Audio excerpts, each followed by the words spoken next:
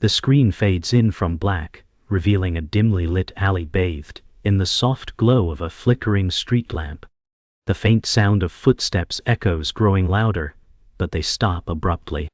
There, in the shadows, stands a woman, her face pale, eyes wide, and hands trembling as she clutches her phone. The screen is cracked, but it still displays the same chilling message. "This is how you'll die." A cold shiver runs down her spine, and the world around her feels as if it's closing in. Her breath is shallow, heart pounding in her chest. She taps the screen, but the message doesn't change. A terrifying realization settles in. This isn't a mistake. This is real. The feeling of being watched is overwhelming. From the darkness, someone steps forward, their face hidden in the shadows. And she knows whatever comes next is unavoidable. The woman's breath quickens as the sound of footsteps behind her becomes louder. She can feel the presence of someone just inches away, though she dares not turn to confirm. The voice behind her breaks the silence, low and deliberate. "You shouldn't have seen that." The words hit her like a physical blow, and she stumbles backward, her heart racing. Her phone is still in her hand, but it now feels like a lifeline she cannot grasp. "Who are you?" she manages to whisper, her voice trembling. But there is no answer. Just the sound of someone stepping closer, the air thick with tension. Her instincts scream for her to run, but she can't. Her body is frozen in place, her mind caught in the trap of uncertainty.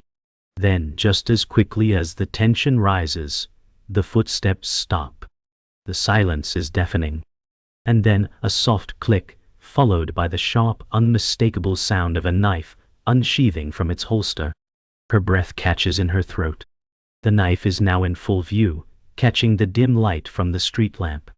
It gleams like a predatory animal, waiting to strike. She wants to run, but her legs feel heavy, like lead. Every nerve in her body is screaming at her to escape, but the fear, the terror, paralyzes her. "Who are you?" she repeats, her voice barely above a whisper, her throat tight. The gear steps closer, the sound of their boots crunching on the gravel echoing in her ears. She wants to scream, but the air is thick, heavy with the certainty that whatever is happening is unstoppable. "Doesn't matter," the voice answers, low and almost bored. "You're going to die. The how isn't important." And with that, the knife is raised. In an instant, the woman makes a decision. With a swift motion, she drops the phone to the ground, her fingers numb. She doesn't know what she's doing, only that it's her last chance. Her body reacts before her mind can fully process it. She turns and bolts, her feet pounding against the gravel, her breath ragged as she pushes her body to its limits. The sound of the knife cutting through the air is deafening. But she doesn't look back. She can hear the man's footsteps, the relentless pursuit closing in. She ducks around a corner, praying that somehow the darkness will swallow her whole. But it's no use. She can still hear him, growing closer with every step. "Run all you want," he calls out, his voice now mocking. "You're still going to die." Near done. Her lungs burn as she sprints, each step a desperate attempt to escape the inevitable. But as she rounds another corner, she stumbles. Her foot catches on something unseen, and she crashes to the ground. The pain is immediate, her knees scrape the rough asphalt, but she doesn't care. She pushes herself up, ready to keep running. But then she hears it, a soft, cruel chuckle behind her. She turns just as the man steps into view, his face now fully illuminated. He's not even running, he's walking slowly, casually, as if savoring her fear. He lowers the knife. "I told you," he says, his voice a deadly whisper. "You can't outrun fate." The woman stumbles into her apartment, her heart still pounding in her chest. She locks the door behind her, breathing heavily, as if the air itself is against her. Her body shakes with adrenaline, her mind racing to make sense of the events that just transpired. How could this be happening? She looks around her apartment, but it feels like a stranger's home, foreign and alien. Everything is where it should be, yet everything feels off. The phone still rests in her hand, cracked, but somehow still functional. She stares at it, her fingers numb as she scrolls through the messages, searching for an explanation, an answer that might make this nightmare stop. The message reappears, "This is how you'll die." Her chest tightens again, but it's different this time. There's something else. A cold realization. She's being watched. She knows it. And now the walls of her own home feel like they're closing in on her. She drops the phone on the counter, the sound of it clattering against the marble like a gunshot in the silent apartment. Her breath is shallow, her pulse quick. She takes a few steps away, glancing back at the phone as if expecting it to do something. Anything. But nothing happens. Silence. She sighs in relief, only for a fleeting moment, before the nagging thought returns. What if she's not alone? What if they're watching her right now? She moves toward the window, pulling the curtains back just enough to peer outside. Her apartment is high up, offering a perfect view of the city below. She stares at the traffic, the people moving like ants, oblivious to what's about to happen. Her heart skips a beat when she sees movement in the street, a shadow darting between buildings. She quickly pulls the curtain shut, her breath quickening once again. She can't escape. She doesn't know where to hide. Her mind races as she paces back and forth in the apartment. The silence is deafening, broken only by the sound of her own footsteps on the hardwood floor. The message on her phone is a constant reminder that something terrible is coming, but she doesn't know how to stop it. She picks up the phone again, hoping for something to change, but the screen only displays the same chilling words. "This is how you'll die." The doorbell rings suddenly, jolting her from her thoughts. She freezes, heart hammering in her chest. Who could it be? She doesn't expect anyone. Her fingers hover over the handle, trembling. She hesitates before finally pulling it open, revealing a delivery man holding a package. He smiles, oblivious to the storm swirling inside her. "Delivery for you, ma'am." She takes the package, but her mind is elsewhere, racing, panicking. There's something wrong with this world, and it's all centered on her. After the delivery man leaves, she stares at the package for a long time, unable to bring herself to open it. Every instinct is telling her to run, to leave this place and never look back, but she can't.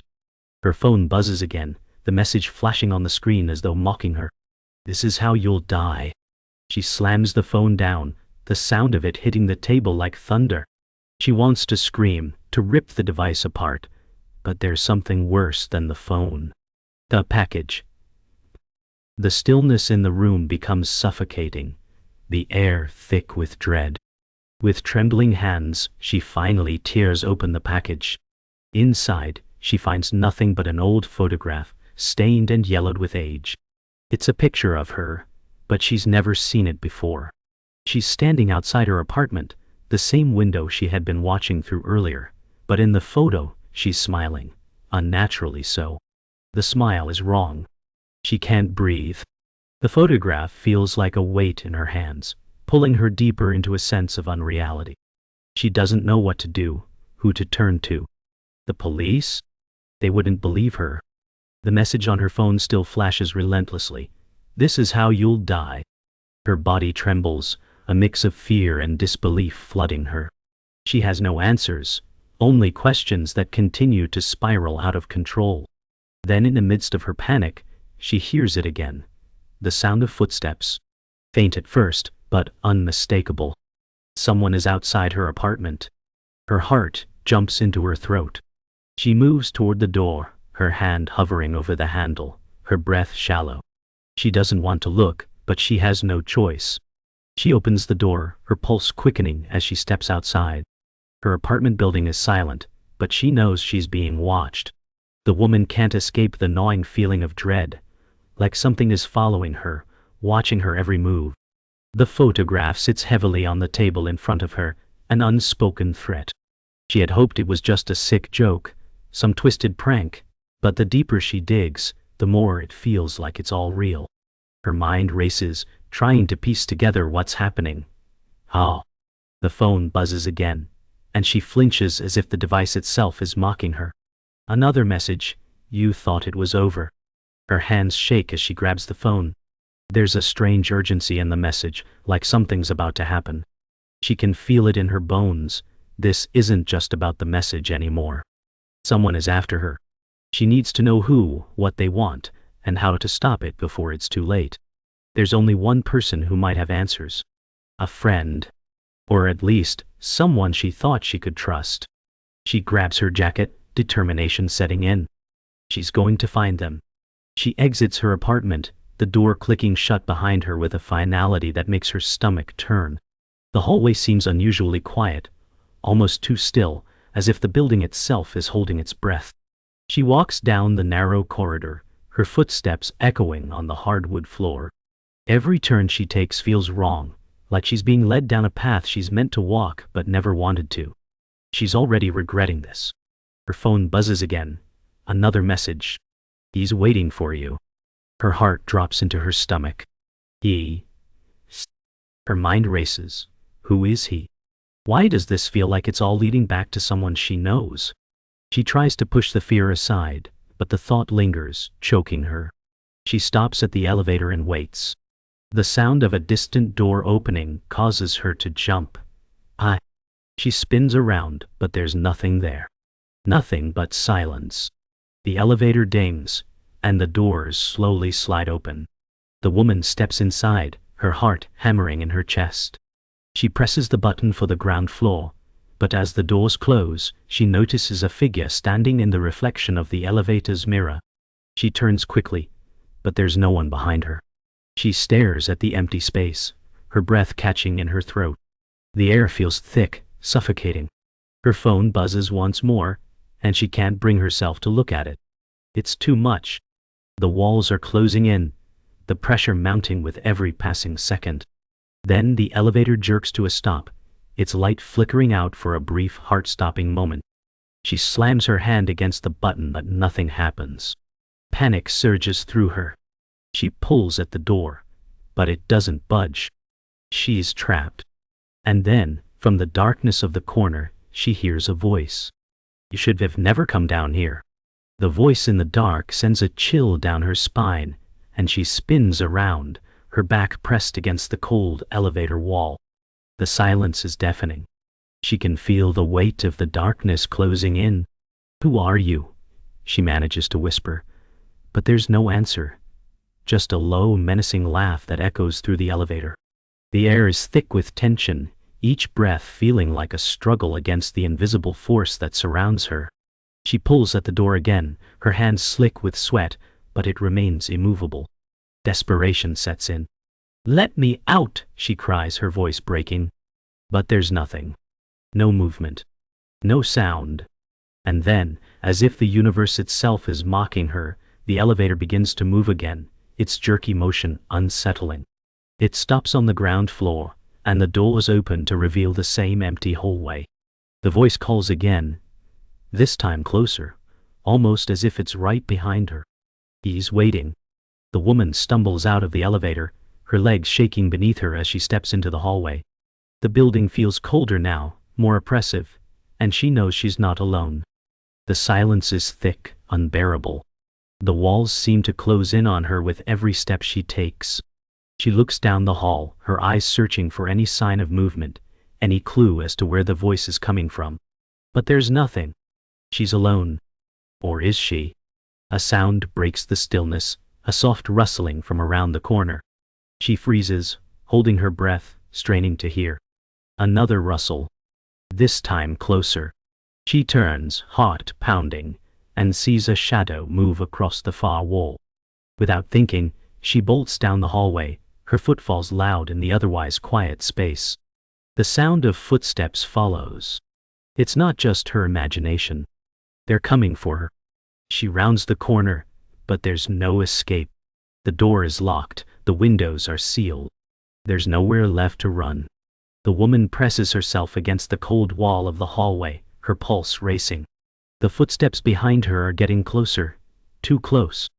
She can't outrun them. She knows that now. As she turns the corner, her heart sinks. There's no way out. The door is locked, the windows sealed shut. Desperation claws at her chest as she struggles to breathe. Please, she whispers to herself, The words barely audible. The voice from earlier echoes in her mind. He's waiting for you. She's run out of options, out of time.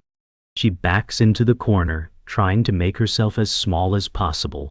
There's no escape, and no one is coming to help. Just as she begins to lose hope, a familiar face appears in the doorway. It's Jason, a friend from work, someone she thought she could trust. "Are you all right?" he asks, his voice soft, but his eyes betray a hint of something darker. The world stops. She doesn't know if she should be relieved or terrified. Something about his presence doesn't feel right. Jason steps closer, his gaze locked on her, and for a moment she doesn't know whether to run or stay. She's confused, conflicted, but his calm demeanor is starting to feel out of place. She opens her mouth to speak, but the words catch in her throat. "What's going on?" she finally manages, her voice shaky. Jason takes another step forward, his eyes never leaving hers. "You were never supposed to know," he says, his voice low and cold. A chill runs down her spine. The shock on her face is enough to make him pause for a moment, but then the mask cracks, and a twisted smile creeps onto his lips. "You think this is about you, don't you? But you're just a piece of the puzzle." Her breath hitches in her throat. "What do you mean?" she gasps, but he doesn't answer. Instead, he reaches into his jacket pocket and pulls out something small, something sharp, an old, worn-out key. "This is how you'll die," he whispers. And that's when the truth starts to unravel. The key dangles in Jason's hand, catching the flicker of the dim light overhead. "This was never about you," he repeats, his voice almost a whisper. "You were just in the wrong place at the wrong time."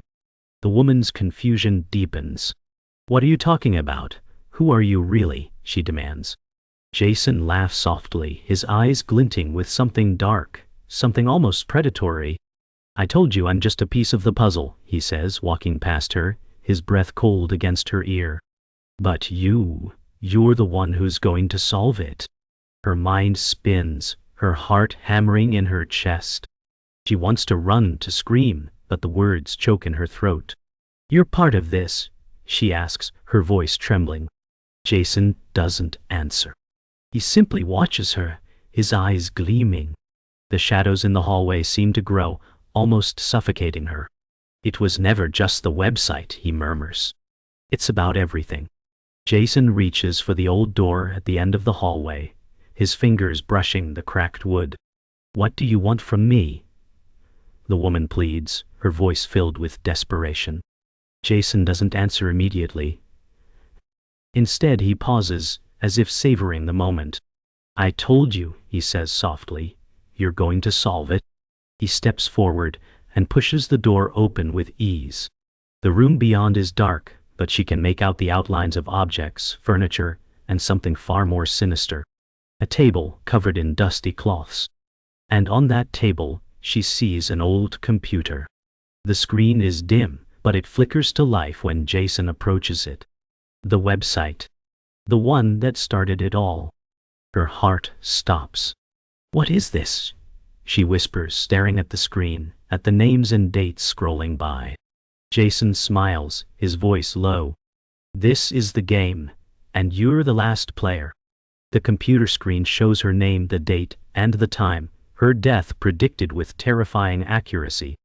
Her breath catches in her throat. This is what it all comes down to. It was never about the phone, the messages, the fear. It was always about this moment. You were part of this all along," she asks, her voice barely audible. Jason's smile widens, and he nods slowly. "I knew it would be you," he says softly.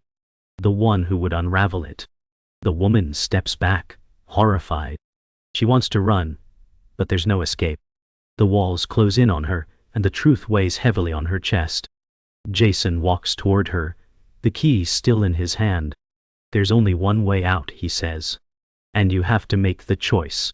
His eyes burn with intensity as he places the key into her trembling hand. "You're not just a victim," he whispers. "You're the reason it all started." The key weighs heavy in her hand, its cold metal sending a chill up her arm. Jason's words echo in her mind. "You're not just a victim. You're the reason it all started. She looks at him, her pulse quickening. Every instinct screams at her to run, but there's nowhere to go. The walls of the room seem to close in, suffocating her with the truth. She can't breathe. She can't think. Why? Why her? She doesn't understand. What game is this? Jason stands in front of her, waiting, his expression unreadable, almost pitying.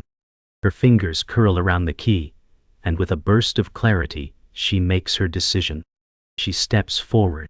I won't let you control me, she says, her voice shaking but resolute. She holds the key up to the lock. This is it. The choice that will end it all. But just as she approaches the lock, the ground shakes, and the lights flicker violently, casting dark shadows around her. The moment her fingers touch the lock, the door shakes violently as if fighting against her will. A deep guttural sound reverberates through the walls, and the air around her grows thick with tension. The key fits, but something isn't right. The walls seem to pulse with an unnatural energy, and her heart pounds in her chest, louder than the noise. Jason steps forward, his smile widening. You should have never come this far, he murmurs, his voice full of dark satisfaction. The woman's hand trembles as she turns the key. The door creaks open with a loud, ominous groan, revealing a room completely different from the one she expected. The floor is covered with photos, each one depicting moments of her life she never thought anyone could know. Her mind spirals. How could this be? Each photo is another piece of the puzzle, and she now realizes it was never just about her death. It's been about controlling her life from the start. Her breath catches in her throat as she steps into the room. The photos seem to watch her, each frame capturing a piece of her life, twisted and manipulated. Her eyes fall on one photo in particular, a recent one taken only hours ago. How is this possible? She can feel the weight of the room, the suffocating grip of the truth. She never asked for this. She never asked to be a part of this sick game. As she steps deeper into the room, her foot hits something hard. She looks down to see a small box, sealed with a red ribbon. Without thinking, she kneels down and picks it up. Her fingers tremble as she unties the ribbon. Inside she finds a note. Everything you've seen, everything you've been through has been for this moment. Now choose. Become the final player or lose everything. Her mind reels. What does that even mean? The room grows colder as she holds the note in her hands, her heart pounding against her chest. Jason steps closer, his footsteps echoing in the silence. This is it, he says softly, almost lovingly. The game is over when you make your choice. She looks at him, her mind a blur. What choice? What does he want from her? She feels the weight of the note in her hand, its words burning into her. Her fingers grip the paper tighter, and the walls feel like they're closing in. She wants to scream, to fight, but there's no way out. The key, gone. The photos. The twisted game that's been controlling her every move. You've been a pawn in a much bigger game than you ever realized, Jason continues, his voice dripping with malice. But now, you're at the center. All you have to do is choose. You can keep running, or you can take control. She stares at him, her mind racing. What does it mean to take control? With a trembling hand, she places the note back in the box and stands up. Her legs are weak, but she forces herself to face Jason. I won't play your game anymore, she says, her voice stronger now, defiant. Jason's smile fades, his eyes narrowing with anger. You have no choice, he sneers. It's already too late. But something shifts in her. The key, the photographs, the twisted messages, it's all been part of a bigger plan, and she's done being a victim. She knows now that the only way to survive is to break free. She steps toward the computer, her hand hovering over the keys. I'm not just going to end it, she declares. I'm going to stop it for good. As she types, the screen flickers wildly, and the lights in the room dim to almost nothing. Jason lunges at her, but it's too late. The screen flashes white, then goes dark. The screen flickers once more, and then it's gone, black. The silence that follows is deafening. The woman stands frozen, her hand still hovering over the keyboard, as though afraid to move. It's over, but it doesn't feel like it. For a moment she thinks she might have imagined the whole thing. The door shaking, the key, the game. But then the dim light from the street lamp outside her window seeps into the room, casting shadows across the floor, and she realizes it wasn't a dream. It was real. She has no idea how long she stands there, staring at the black screen. The adrenaline is wearing off, leaving her feeling drained, hollow. Her heart still beats in her chest, but it feels different now, slower, calmer. The air seems to clear, as if the weight that has been pressing on her is finally lifting. And then she hears something, a whisper, so soft it's almost imperceptible. She turns toward it, her breath catching. But there's nothing there. It's gone. For now, at least. The silence is broken by a faint buzzing sound, her phone. She hesitates for a moment before picking it up. Her fingers feel numb as she unlocks it, her eyes scanning the screen. The message is there again.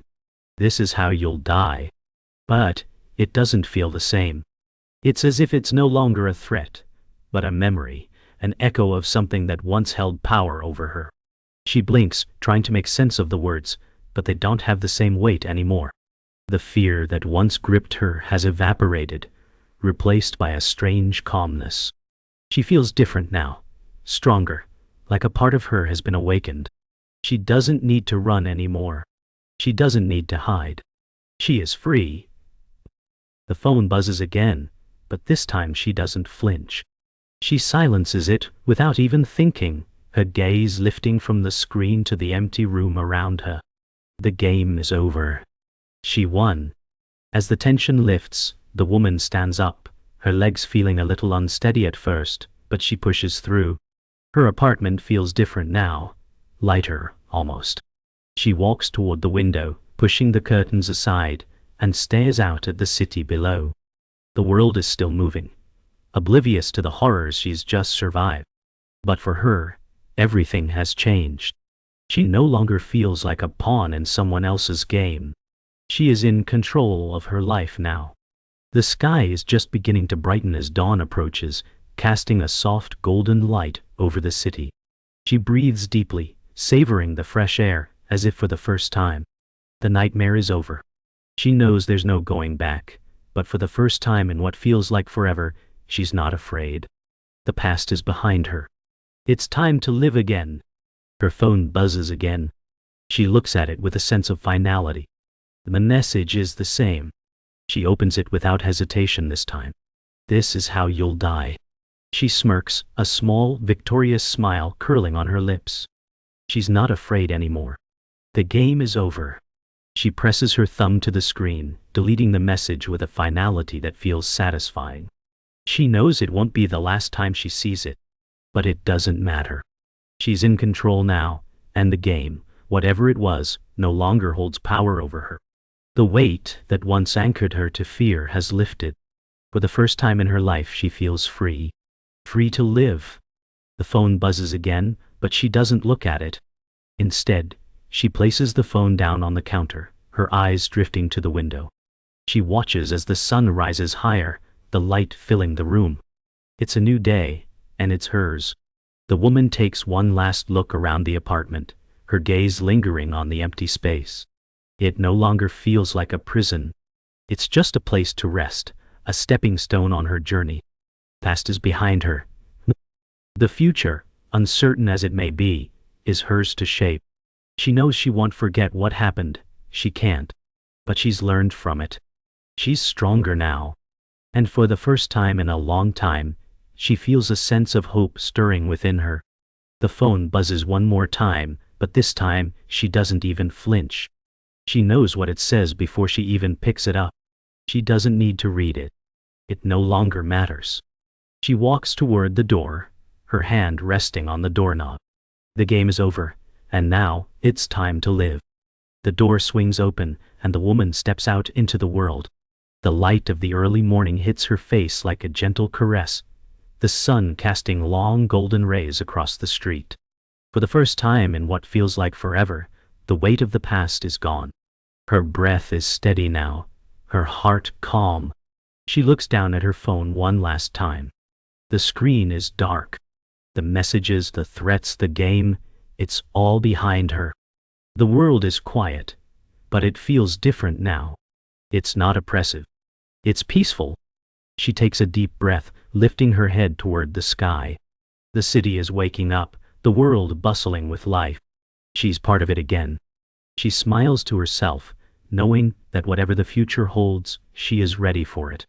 The game may have tried to break her, but it couldn't. She's stronger now. And with that, she walks away, the city streets unfolding before her like a new chapter waiting to be written. She walks through the city streets, the sounds of the world around her gradually coming into focus. People are walking, talking, living. The noise of traffic fills the air, but for the first time it feels like music, a symphony of life, pulsing with energy and possibility. The woman steps around pedestrians, her gaze steady and unwavering. She doesn't rush. She doesn't need to. She's no longer running from anything.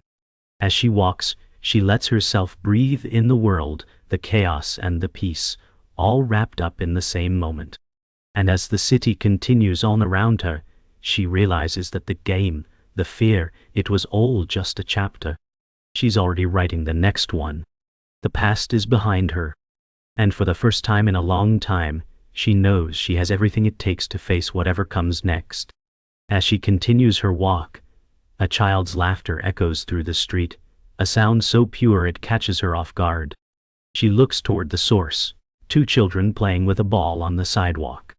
They're carefree, full of life, and it's a reminder of everything she's fought for. The innocence, the possibility of the future. The woman stops for a moment, watching them with a quiet smile. She remembers a time when she was that free, when the world seemed simple, before everything became tangled in fear and uncertainty. But now, it feels like she can reclaim that innocence, that freedom. She continues walking, her stride more assured than ever, each step carrying her further from the past. The sun rises higher, the city's pulse quickens, and the woman, for the first time, feels the weight of the world lifting. She's no longer trapped in the game. She's free. As she turns the corner, a brief chill sweeps through her. It's the same feeling she had the night the game started, the sense that something is watching her. Her heart skips a beat, but she shakes it off. There's no reason to be afraid anymore. Whatever this feeling is, it's just a shadow of the past. She keeps walking, her steps steady and sure, her head held high.